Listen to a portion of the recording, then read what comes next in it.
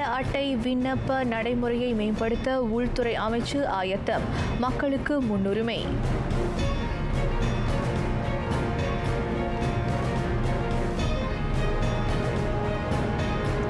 மலேசியாவுக்கும் பிரான்சுக்கும் இடையிலான நல்லுறவு தொடர்ந்து மேம்பட வேண்டும். அணுகுமுறைகள் ஆராயப்படுகின்றன.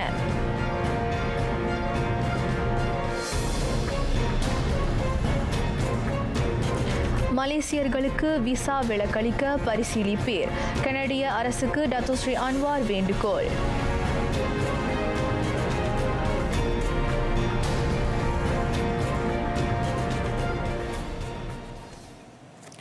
வணக்கம். சலாம் மலேசியா மடானி. ஆர்த்தியம் தமிழ் செய்திகள் உங்களுக்காக. உங்களுடன் நான் ரேணுகா சுகுமாரன்.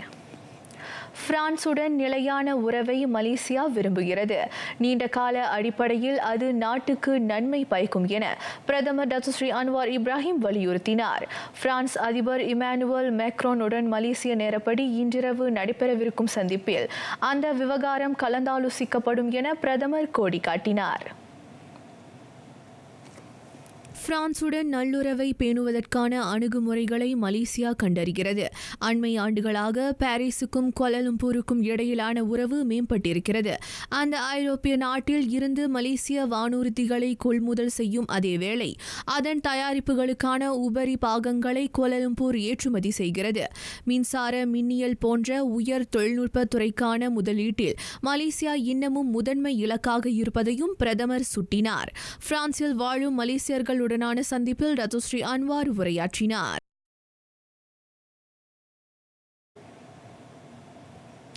நாட்டின் எரியாற்றல் மாற்றம், பொருளாதார உருமாற்றம் ஆகியவற்றில் பிரான்சின் ஆதரவுக்கு மலேசியா நன்றி தெரிவித்தது.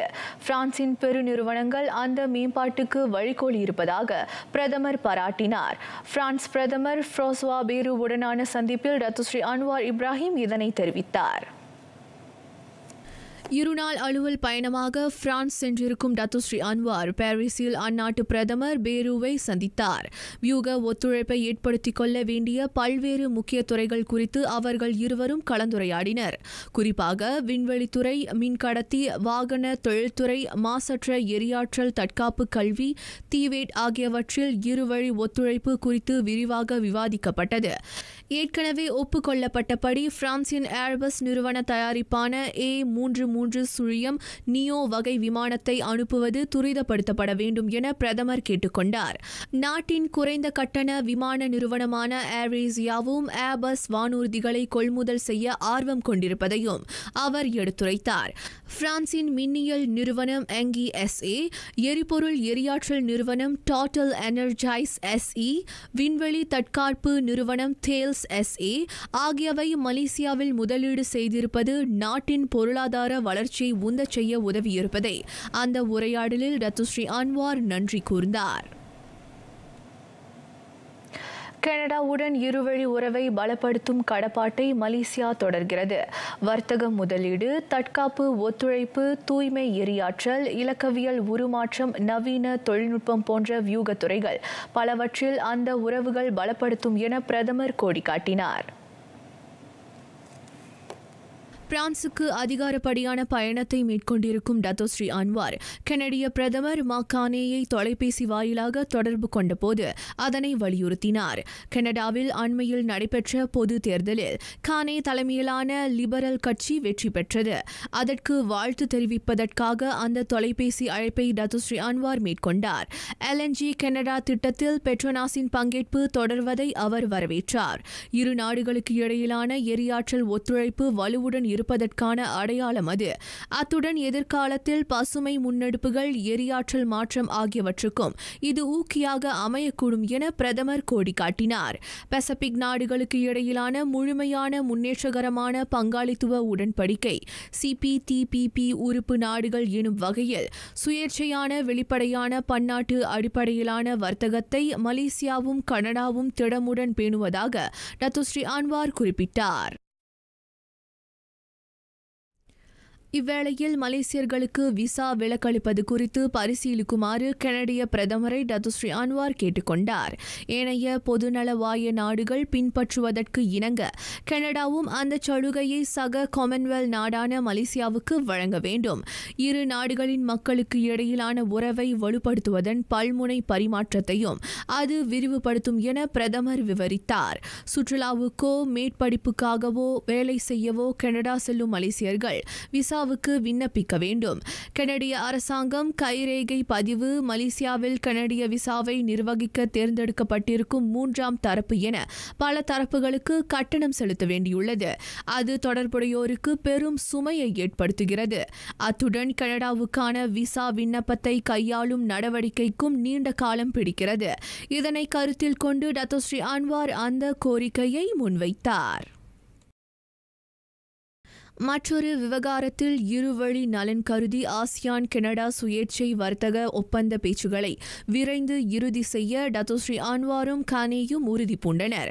தொலைபேசி உரையாடலில் தாங்கள் இருவரும் அதற்கு முக்கியத்துவம் அளித்ததாக எக்ஸ் தளத்தில் பிரதமர் பதிவிட்டுள்ளார். ஆசியானுக்கும் கனடாவுக்கும் இடையிலான வியூக பங்காளித்துவம் வலுப்படுத்தப்பட வேண்டியதன் அவசியத்தையும் அவர் அந்த உரையாடலில் எடுத்துரைத்தார். இரு நாடுகளுக்கு இடையிலான நட்பை வலுப்படுத்தும் வகையில் விரைவில் மலேசியாவுக்கு அதிகாரப்படியான வருகை அளிக்குமாறு கானேக்கு டத்துஸ்ரீ அன்வார் அழைப்பு விடுத்தார். வங்காளதேச பயங்கரவாத இயக்கமான GMRBயின் தீவிரவாத நடவடிக்கையை அரச மலேசிய போலீஸ் படை வெற்றிகரமாக முறியடித்தது. சிரியாவிலும் வங்காளதேசத்திலும் மறைந்து கொண்டிருக்கும் IS தீவிரவாத கும்பலுக்கு நிதி திரட்டுவது, ஆள் சேர்க்கை முதலிய ஆதரவுகளை அது மேற்கொண்டது அம்பலமானது. வருடாந்திர உறுப்பினர் நிதியாக 500 ரிங்கெட்டை GMRB வசூலித்து வந்துள்ளது. உறுப்பினர்களின் நிதிநிலையை பொறுத்து அதற்கும் கூடுதலாகவும் IS பயங்கரவாத கும்பலுக்கு ஆதரவு வழங்கும் நோக்கில் அது திரட்டியது தொடக்கக்கட்ட விசாரணையில் தெரியவந்துள்ளதாக தேசிய போலீஸ் படை தலைவர் டத்துஸ்ரீ முகமது கலீட் இஸ்மாயில் தெரிவித்தார். வங்காளதேச பயங்கரவாத இயக்கத்தில் 100 இருந்து 150 உறுப்பினர்கள் இருப்பதாக அறியப்படுகிறது. அவர்களில் மலேசியாவில் உற்பத்தி, கட்டுமானம், பெட்ரோல் நிலையம் ஆகியவற்றில் வேலை பார்க்கும் வங்காளதேச நாட்டவர்களும் அடங்குவர். வாட்ஸ்அப் மற்றும் டெலிகிராம் வாயிலாக அந்த ஆள் சேர்ப்பு நடவடிக்கை கையாளப்படுகிறது. சேகரிக்கப்படும் பணம் இணைய பணப்பை மற்றும் அனைத்துலக பணப்பரிமாற்ற சேவை வாயிலாக தீவிரவாதிகளுக்கு அனுப்பப்பட்டுள்ளன. அனுப்பப்பட்ட மொத்த நிதி குறித்த துல்லிய புலனாய்வு நடத்தப்பட்டு வருவதாக டத்துஸ்ரீ முகமது கலீட் இஸ்மாயில் குறிப்பிட்டார். இவ்வேளையில் கடந்த ஓராண்டு காலமாக இயங்கி வரும் வங்காளதேச பயங்கரவாத இயக்கத்தில் இதுவரை மலேசியர்கள் எவரும் ஈடுபடவில்லை என்பது விசாரணையில் கண்டறியப்பட்டுள்ளது. நாட்டில் தாக்குதல் நடத்தும் இலக்கையும் GMRB கொண்டிருக்கவில்லை. மாறாக பயங்கரவாத நடவடிக்கைகளுக்கு நிதி திரட்டும் மற்றும் உறுப்பினர் சேர்க்கை தளமாக மலேசியாவை அது பயன்படுத்தியுள்ளது. ஆயினும் வங்காளதேச அதிகார தரப்பு மற்றும் இன்டர்பாலின் ஒத்துழைப்புடன் ஆழமான புலனாய்வு மேற்கொள்ளப்படுவதாக டத்துஸ்ரீ முகமது கலீட் கூறினார். மலேசியாவின் இணைய முகவரியை கொண்டு GMRB சமூக வலைத்தளத்தை பயன்படுத்தி வந்ததை கண்டறிந்த போலீசார் அந்த பயங்கரவாத இயக்கத்தினரை கையும் களவுமாக பிடித்தனர். SST விற்பனை சேவை வரி விதிப்பு விரிவாக்கம் கண்டிருக்கிறது. இயக்கம் ரீதியில் அவற்றுக்கு மாற சிக்கல்களை எதிர்கொண்டிருப்பதாக தொழில்துறைகளிடமிருந்து கருத்துகள் பெறப்பட்டுள்ளன. அதனை கருத்தில் கொண்டு மாற்றங்களை மேற்கொள்வதற்கான இடைப்பட்ட காலத்தில் தொழில்துறைகளுக்கு தேவையான வசதிகளை செய்து தர நிதி அமைச்சு இணக்கம் தெரிவித்துள்ளது. இலக்கிடப்பட்ட வகையில் இம்மாதம் 1ஆம் தேதி தொடங்கி SST நடப்புக்கு வந்தது. மேம்படுத்தப்பட்ட SST வரி விதிப்பில் தளர்வுகள் வழங்க ஜூலை 1 முதல் இவ்வாண்டு செப்டம்பர் 30ஆம் தேதி வரையிலான வருமான வரி அறிக்கையை சேவை வழங்குநர்கள் மேனுவல் எழுத்துப்பூர்வ வடிவில் சமர்ப்பிக்க வேண்டும் என நிதி அமைச்சு கூறியது. எனினும் அந்த காலகட்டத்தில் தொடர்புடைய தொழில்துறைகளிடம் இருந்து சேவை வரி கட்டாயமாக வசூலிக்கப்படும். விரிவாக்கம் கண்டிருக்கும் விற்பனை சேவை வரியை பின்பற்ற தொழில்துறைகள் தங்கள் முறைமையை மேம்படுத்த வேண்டும். அதற்கு அவகாசம் வேண்டும் என்பதால் அந்த தளர்வுக்கு இணக்கம் தெரிவிக்கப்பட்டதாக MOF குறிப்பிட்டது. mysst.customs.gov.my என்ற அகப்பக்கத்தில் MySST வலைத்தளம் வாயிலாக தகுதியுடைய நிறுவனங்கள் SST வரி விலக்கிற்கு விண்ணப்பிக்கலாம். உலகளாவிய நிலையில் நகர ஒத்துழைப்பில் துணிச்சலான மாற்றம் ஒன்று மேற்கொள்ளப்பட வேண்டும். அது குறித்து தலைவர்களும் மாநகர் மன்ற தலைவர்களும் வெறுமனே பேச்சு நடத்தாது திடமான ஒத்துழைப்பு வாயிலாக அதனை செயல் வடிவம் காண வைப்பது அவசியம் என மலேசியா வலியுறுத்தியுள்ளது. ஆஸ்திரியா வியன்னாவில் நடைபெறும் 2025 WCS உலக நகர உச்சநிலை கூட்டத்தில் சிறப்புரை ஆற்றும்போது வீடமைப்பு ஊராட்சி அமைச்சரும் ஐநாவுக்கான மனித குடியேற்ற திட்ட தலைவருமான ngா குர்மிங் அந்த வலியுறுத்தலை முன்வைத்தார். அதில் உலகம் முழுவதில் இருந்தும் 75க்கும் மேற்பட்ட தலைவர்களும் மாநகர் மன்ற தலைவர்களும் கலந்து கொண்டனர். புதுமை மற்றும் புத்தாக்க ரீதியிலான ஆதரவுடன் நகர மேம்பாட்டு திட்டம் செயலாக்கப்பட வேண்டும். அந்த மேம்பாட்டு திட்டங்களை நிறைவேற்றும் போது ஏற்படும் சவால்களை நகரங்களுக்கு இடையிலான ஒத்துழைப்பு வாயிலாக தீர்க்க முனைய வேண்டும். அந்த ஒத்துழைப்பு அறிவாற்றலை பகிர்ந்து கொள்வது, புத்தாக்கத்திற்கு நிதியளிப்பது, தொழில்நுட்ப மையத்தை உருவாக்குவது, அளவிடப்படக்கூடிய வகையிலான அழிவுநிலை இலக்குகளை வகுப்பது போன்றவற்றின் வாயிலாக மேற்கொள்ளப்படுவது முக்கியம். இது வெறும் உரை அல்ல, மாறாக மலேசியாவில் மேற்கொள்ளப்பட்ட மேம்பாடுகள் அதற்கு சான்று பகர்வதாக ngா சுட்டினார். நாட்டின் இலக்கவியல் படைப்பாற்றல் தொழில்துறை வலுவான வளர்ச்சியை பதிவு செய்து வருகிறது. 2023இல் 530 கோடி ரிங்கிட் வருமானத்தை ஈட்டிய அத்தொழில்துறை 80 கோடி ரிங்கிட் மதிப்பில் ஏற்றுமதியை பதிவு செய்ததாகவும் இலக்கவியல் அமைச்சர் கோவிந்த் சிங் டியோ தெரிவித்தார். அதன் மூலம் 10,000க்கும் மேற்பட்ட உயர் மதிப்புமிக்க வேலை வாய்ப்புகள் உருவாக்கப்பட்டதாக அமைச்சர் தெரிவித்தார். எம்டெக்கின் இலக்கவியல் படைப்பாற்றல் சூழியல் முறை திட்டம் டைஸின் கீழ் அரசாங்கம் இலக்கவியல் படைப்பாற்றல் துறையை மேம்படுத்த கடப்பாடு கொண்டுள்ளது. 2030 வாக்கில் இலக்கவியல் உள்ளடக்கத்தை உருவாக்குவதற்கான வட்டார உலக மையமாக மலேசியாவை மேம்படுத்தும் நோக்கத்தை அது கொண்டுள்ளது. இலக்கவியல் படைப்பாற்றல் துறையில் திறன் மேம்பாடு, முதலீடு, புத்தாக்கம், சந்தை ஊடுருவல் ஆகியவற்றுக்கு ஆதரவளிக்கும் நீடித்த சூழியல் முறையை உருவாக்கும் வியூகமாக டைஸ் திட்டம் திகழ்வதாக கோவிந்த் சிங் தெரிவித்தார். கோலாலம்பூரில் உபின் யூனிவர்ஸ் மின்னியல் விளையாட்டை தொடக்கி வைத்து அவர் உரையாற்றினார். லெஸ் கோபகே புரொடக்ஷன், ஸ்ட்ரீம்லைன் ஸ்டுடியோஸ் ஆகிய நிறுவனங்களின் ஒத்துழைப்பில் உருவாக்கப்பட்டிருக்கும் இந்த விளையாட்டு உலக அரங்கில் வரலாறு படைத்துள்ளது. அடையாள அட்டைக்கு விண்ணப்பிக்கும் நடைமுறையை மேம்படுத்த உள்துறை அமைச்சு ஆயத்தமாக உள்ளது. EAIC உயர்நெறி நிறுவன செயலாக்க ஆணையம் நேற்று வெளியிட்ட அறிக்கையை தொடர்ந்து அந்த முடிவு எடுக்கப்பட்டிருப்பதாக அமைச்சர் டத்தோஸ்ரீ சைஃபுடின் நசித்தியான் இஸ்மாயில் தெரிவித்தார். சபாவில் தேசிய பதிவுத்துறையைச் சேர்ந்த பதிவுத்துறை அதிகாரி சிறாருக்கான அடையாள அட்டை விண்ணப்பத்தை கையாளுவதில் தேவையற்ற தாமதத்தை ஏற்படுத்தியிருப்பதை கண்டறிந்த EAIC அது குறித்து அறிக்கை ஒன்றை வெளியிட்டது. EAICயின் அந்த அறிக்கையை திறந்த போக்குடன் ஏற்றுக்கொள்வதாக குறிப்பிட்ட டத்தோஸ்ரீ சைஃபுடின் நசித்தியான் இஸ்மாயில், இந்த விவகாரத்தில் உள்துறை அமைச்சும் அதன் கீழ் உள்ள நிறுவனங்களின் வாடிக்கையாளர்கள், அதாவது மக்களின் வசதிக்கே முன்னுரிமை வழங்கும் என கூறினார். அதேவேளை மக்கள் சமர்ப்பிக்கும் சில ஆவணங்கள் போலியானது என்பதால் விண்ணப்பங்கள் நிராகரிக்கப்பட்டிருக்கலாம் என்பதையும் அவர் கோடி காட்டினார். எடுத்துக்காட்டாக, சில மகப்பேறு கிளினிக்குகளில் பிரசவம் நடந்திருக்காது. ஆனால் அடையாள அட்டைக்கு விண்ணப்பம் செய்வோர் சம்பந்தப்பட்ட கிளினிக்கை பிள்ளைகளின் பிறப்பிடமாக பயன்படுத்தியிருப்பர் என அமைச்சர் சுட்டினார். எது எவ்வாறாயினும் ஆக்ககர மேம்பாடுகளை முன்னெடுக்க உள்துறை அமைச்சு என்றுமே ஆயத்தமாக இருப்பதாக டத்தோஸ்ரீ சைஃபுடின் குறிப்பிட்டார். 10 லட்சம் ரிங்கேட் மதானி கிராம தத்தெடுப்பு திட்டத்தின் கீழ் ஒவ்வொரு கிராமங்களுக்கும் ஒதுக்கீடு செய்யப்பட்ட தொகை அது. உள்துறை அமைச்சு இதுவரை 12 கிராமங்களை தத்தெடுத்துள்ளதாக டத்தோஸ்ரீ சைஃபுடின் நசித்தியான் இஸ்மாயில் தெரிவித்தார். அதன் மூலம் பல்வேறு திட்டங்களை செயல்படுத்த தேர்ந்தெடுக்கப்பட்ட கிராமங்களின் தலைவர்கள் மற்றும் தொடர்புடைய நிறுவனங்களுக்கு அந்த ஒதுக்கீடு வழங்கப்பட்டது. அந்த ஒதுக்கீட்டின் வழி 40 சூரிய மின்னாற்றல் விளக்கு கம்பங்களை அமைப்பது போன்ற பல முயற்சிகள் மேற்கொள்ளப்படும். சபா, கோத்தா பலூட், காம்புங், புங்காலான் அபாய் தேசிய ஆரம்ப பள்ளியில் நடைபெற்ற மதானி கிராம தத்தெடுப்பு திட்டத்தில் கலந்து கொண்ட பின்னர் டத்தோஸ்ரீ சைஃபுடின் செய்தியாளர்களிடம் அவ்வாறு கூறினார். அந்த கிராமத்தில் ரேலா தன்னார்வ படை, ருக்குன் தங்கு ஊர்காவல் படை போன்ற இயக்கங்கள் மட்டுமல்லாது கிராமவாசிகளின் உதவியோடு பாதுகாப்பு வழங்கப்படுகிறது. தன் காதலியின் மகளை பாலியல் வன்முறை புரிந்ததை முதியோர் ஒருவர் ஆம்பங் செஷன் நீதிமன்றத்தில் ஒப்புக்கொள்ளவில்லை.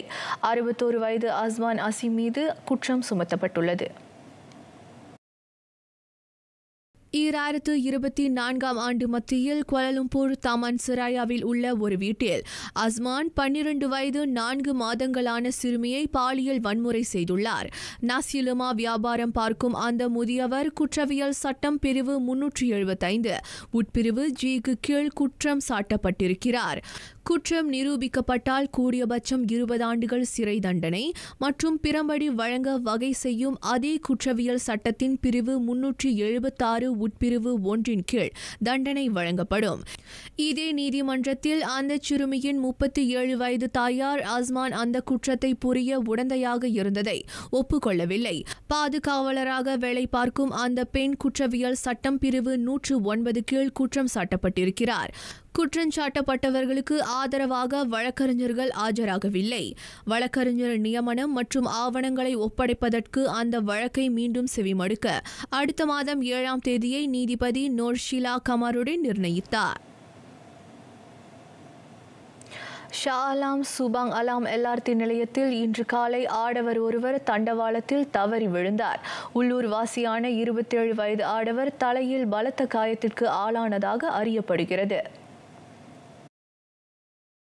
அந்த சம்பவம் குறித்து இன்று காலை 8-7 மணிக்கு அவசர அழைப்பு கிடைக்கப்பெற்றதாக மலேசிய தீயணைப்பு மீட்புத்துறை ஸ்லாங்கூர் கிளை தெரிவித்தது. தவறி விழுந்த அந்த ஆடவரை பொதுமக்கள் தண்டவாளத்தில் இருந்து தூக்கியதாக சம்பவ இடத்திற்கு விரைந்த வீரர்கள் குறிப்பிட்டனர். மருத்துவ பணியாளர்களுக்கு காத்திருக்கும் தருணத்தில் காயமுற்ற நபருக்கு அவசர சிகிச்சை மீட்பு சேவை பிரிவினர் முதல் உதவி வழங்கினர். இவ்வேளையில் நிலையத்தின் தண்டவாள பகுதியில் ஒருவர் அத்துமீறி நுழைந்ததாக ரேபிட் ரயில் நிறுவனம் உறுதிப்படுத்தியது. இவ்வேளையில் ஜோஹர் பாருவில் 2 மோட்டார் சைக்கிள்களை உட்படுத்திய சாலை விபத்தில் இளைஞர் ஒருவர் உயிரிழந்தார். ஸ்ரீ அலாம் சாலை சமிஞ்ஞை விளக்கு சந்திப்பில் அவர் ஓட்டிச் சென்ற மோட்டார் சைக்கிள் மற்றொரு மோட்டார் சைக்கிளை மோதியது. அவர்கள் இருவரும் அங்கு நிற்கவில்லை என நம்பப்படுவதாக ஸ்ரீ அலாம் மாவட்ட போலீஸ் தலைவர் ஏசிபி முகமது சொஹைமி இஷாக் சொன்னார். உள்ளூர் வாசியான 20 வயது ஆடவன் தலையில் பலத்த காயத்திற்கு ஆளான நிலையில் நிகழ்விடத்திலேயே மரணமடைந்தது உறுதி செய்யப்பட்டது. மற்றொரு 31 வயது பாகிஸ்தானிய ஆடவர் சீராய்ப்பு காயங்களுக்கு ஆளானார். அவருக்கு ஜோஹர் பாரு சுல்தான் இஸ்மாயில் மருத்துவமனையில் சிகிச்சை அளிக்கப்பட்டது. 1987 சாலை போக்குவரத்து சட்டம் பிரிவு 41 உட்பிரிவு 1 கீழ் அச்சம்பவம் விசாரிக்கப்படுகிறது. கடந்த ஆண்டு தென்கொரியாவில் இருந்து 5,53,000க்கும் மேற்பட்ட சுற்றுப்பயணிகள் மலேசியாவிற்கு வருகை அளித்தனர். அதன் மூலம் 2,900 கோடி ரிங்கேட் வருவாய் எட்டப்பட்டதாக மலேசியா சோல் சுற்றுலா இயக்குநர் கமிலியா ஹனி அப்துல் ஹலீம் தெரிவித்தார். தென்கொரியா சுற்றுலா பயணிகளின் வருகை மலேசிய சுற்றுலா சந்தையில் 7வது இடத்தை வகிக்க துணை புரிந்தது. அடுத்த ஆண்டு கொரியா சுற்றுலா துறையுடன் குறிப்பாக விமான நிறுவனங்களுடன் ஒத்துழைப்பு நல்கப்படும். அதோடு ஊடகங்கள், நாளிதழ்கள் போன்றவற்றில் சுற்றுலா பயணங்கள் குறித்த விளம்பரங்களும் அதிகரிக்கப்படும். கோல்ஃப், கல்வி சுற்றுலா, சரவாக், ஜோஹர் போன்ற புதிய சுற்றுலா தளங்கள் குறித்த விளம்பரங்கள் அதிகரிக்கப்படும்.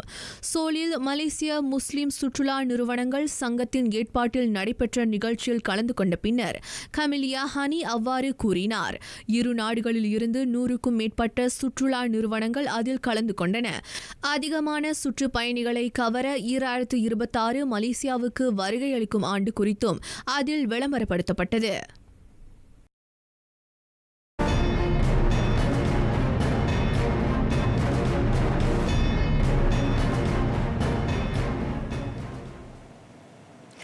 வான் பகுதியை முழுமையாக திறந்தது ஈரான். இஸ்ரேலுடனான போர் காரணமாக ஈரான் கடந்த மாதம் 13ஆம் தேதி அதன் வான் பகுதியை மூடியது. தலைநகர் தெஹ்ரானில் மெஹ்ராபாத் இமாம் கொமேனி அனைத்துலக விமான நிலையம் உட்பட அந்நாட்டின் வடக்கு, கிழக்கு, மேற்கு, தெற்கு ஆகிய பகுதிகளில் இருக்கும் விமான நிலையங்களும் வான் போக்குவரத்துக்கும் திறக்கப்பட்டுள்ளன.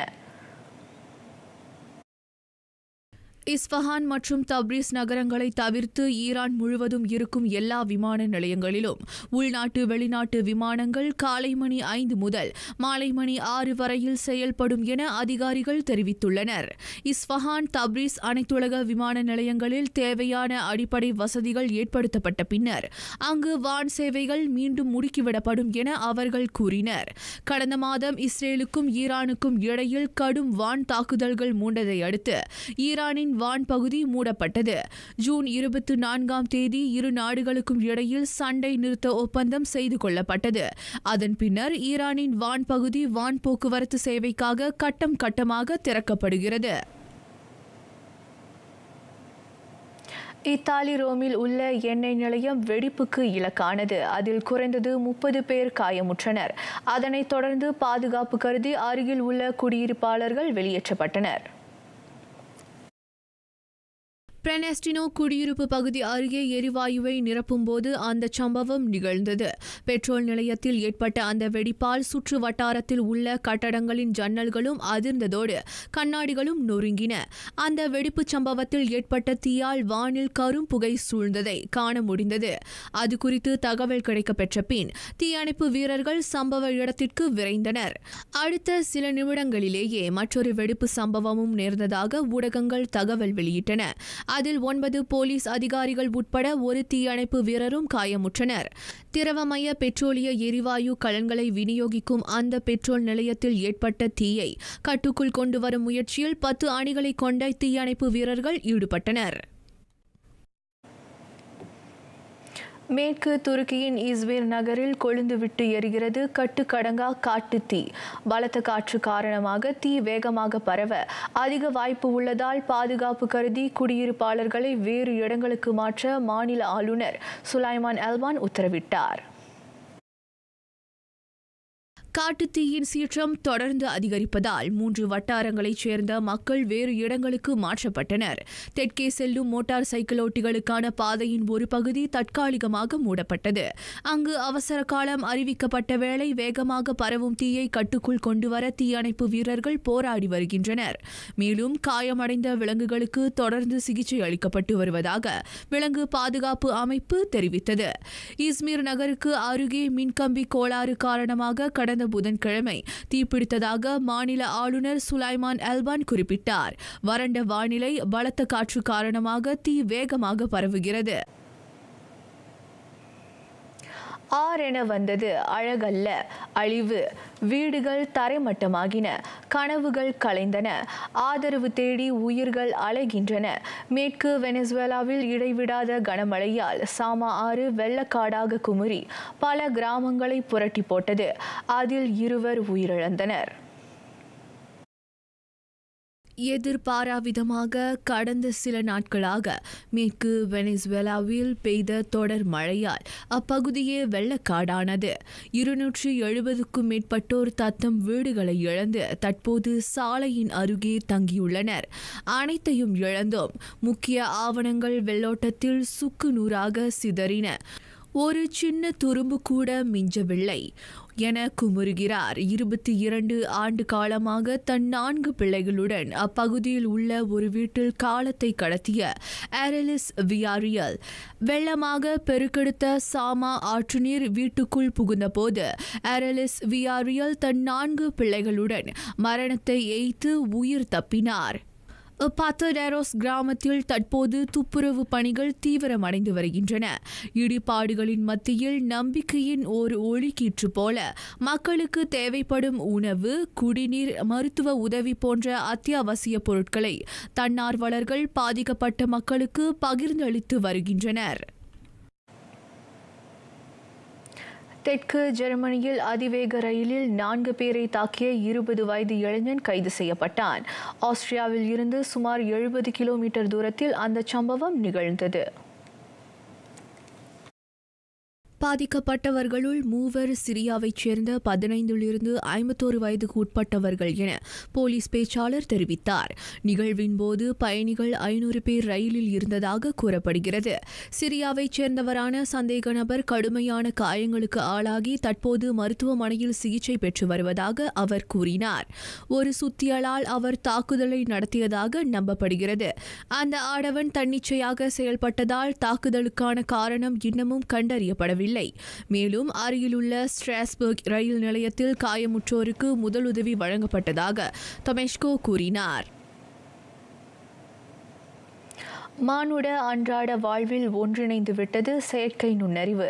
அதிகரித்து வரும் அதன் பயன்பாட்டிற்கு ஏற்ப செயலிகளும் புதிதாக அறிமுகம் காண்கின்றன. அவ்வகையில் பிரிட்டன் AI நிறுவனமான சிந்தேசியா லண்டனில் புதிய தலைமையகத்தை திறந்துள்ளது.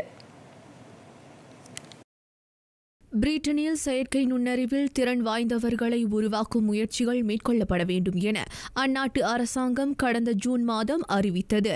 அதனைத் தொடர்ந்து தொழில்நுட்ப நிறுவனங்களுடன் இணைந்து 7500 கோடி பணியாளர்களுக்கு செயற்கை நுண்ணறிவு திறன்களில் பயிற்சி அளிக்க சிந்தேசியா முன்வந்துள்ளது. சிந்தேசியா வணிகங்களுக்கான உலகின் மிகப்பெரிய AI தளமாகும்.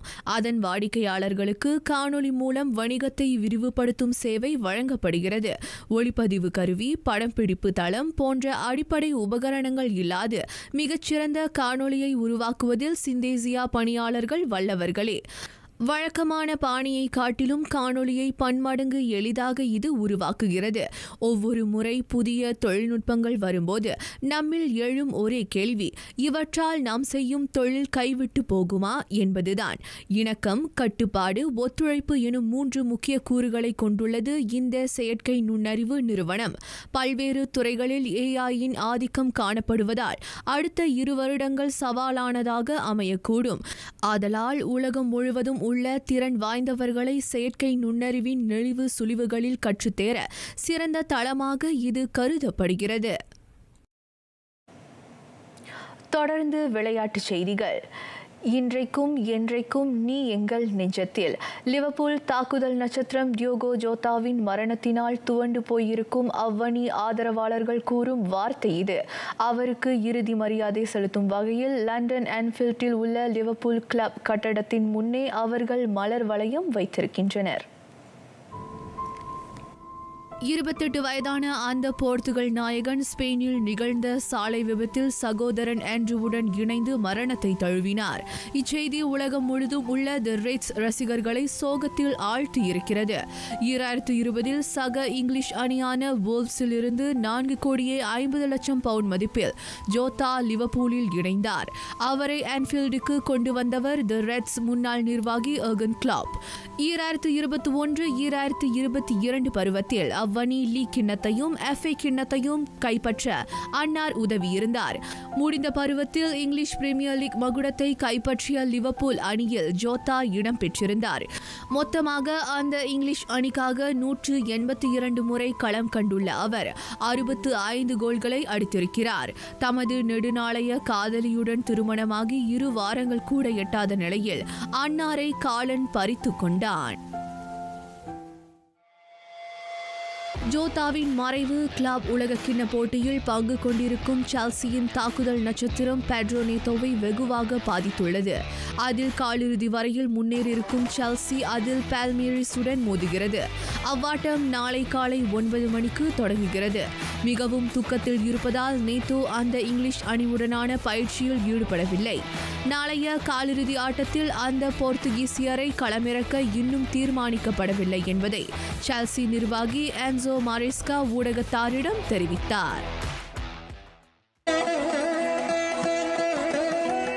ஞானக்குரல். சுத்தமோடொன்றி மனமும் இறந்த கால் முற்றுமழியாதுடம்பு. பரிசுத்தமான சிவனோடு மனம் ஒன்றி மனமற்ற நிலை உருவாகும் போது பிறவி பிணி நீங்கும் என பகர்கிறார் ஔவையார். நிறைவடைகின்றன RTM தமிழ் செய்திகள். எங்களோடு இணைந்ததற்கு நன்றி.